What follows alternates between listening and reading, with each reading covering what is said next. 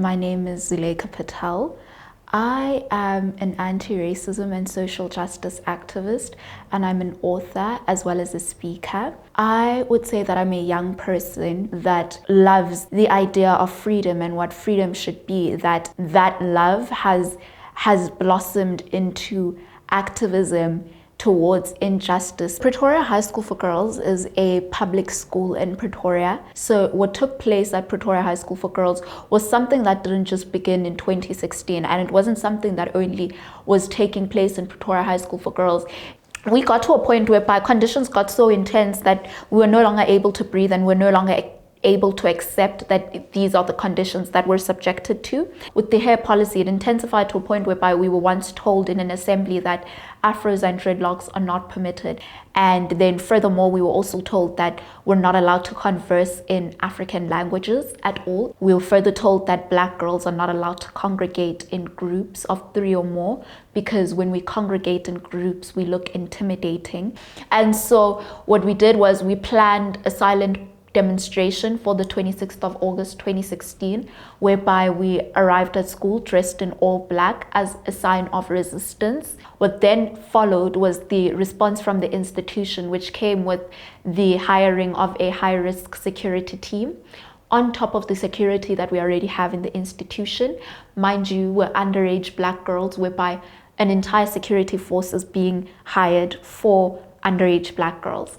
And then we were also further into the day, several students had experienced being manhandled by educators and security. And a number of schools also rose up and also addressed the issue of racism in their schools. And the movement became a voice for the youth at the time. And it was what we needed to enable our voices and to enable people to speak up as well.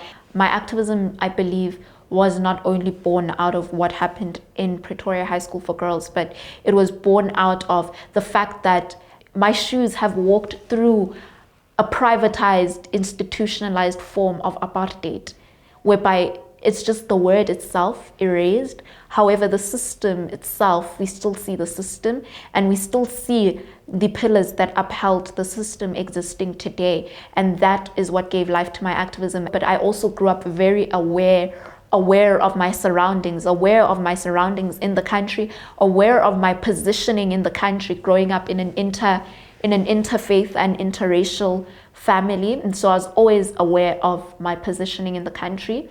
I've written my Cowly Crowny Hair. I began writing it in 2019 when I was in grade 11, and it was published in April this year. My story represents a full-on African narrative where my characters have African names, and it shows in African reality positively. And I also wanted to have the message which was at the heart of the movement in 2016 documented as a permanent reference for Black girl child. I also wanted to fulfill my childhood dream, because I started reading at the age of 4, and when I started reading, I could never see books that represented my reality. My plans for the future are to continue to write and tell stories and continue to write books. I do hope to graduate and then work towards becoming an advocate, a human rights advocate. So I believe that we must be anti-racist and not just non-racist anymore.